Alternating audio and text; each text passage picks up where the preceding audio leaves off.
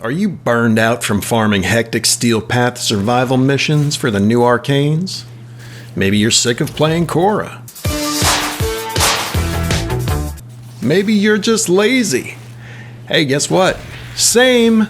I'm so lazy, in fact, that I figured out a way to farm the new primary and secondary Arcanes while basically AFK. And if you can stop judging me for just a minute, I'll share it with you.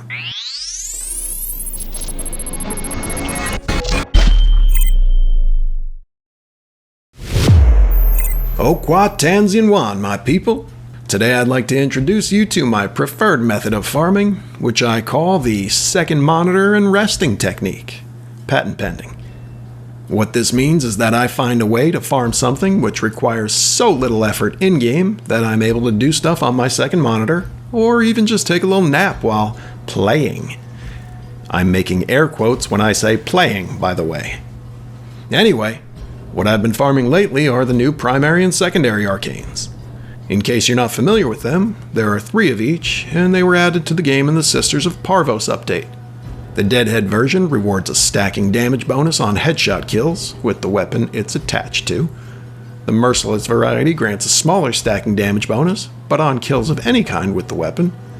And the Dexterity one encourages switching things up by giving a damage bonus to the gun when you get a kill with your melee weapon. They're all extremely powerful, especially when ranked up, so they're well worth farming.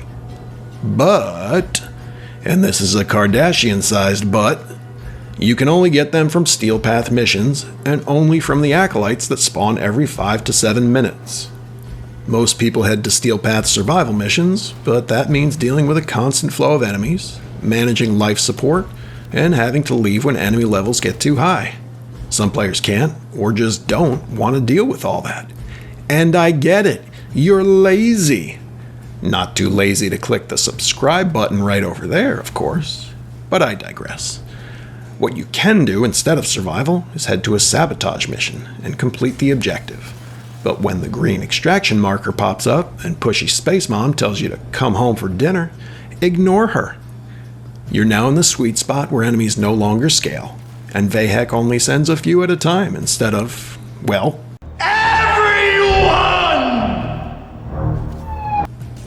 not only that, but you can find cheeky little hiding spots where enemies won't even bother you. Then all you have to do is poke your head out every 6 minutes or so and chop a few Grineer in half. There's a timer between Acolyte appearances, but a kill is needed to trigger its actual spawn. The node I like to use for this is right on Earth, at Cervantes. So you don't even need to unlock much of the Steel Path star chart to access it, and the enemies are only around level 105.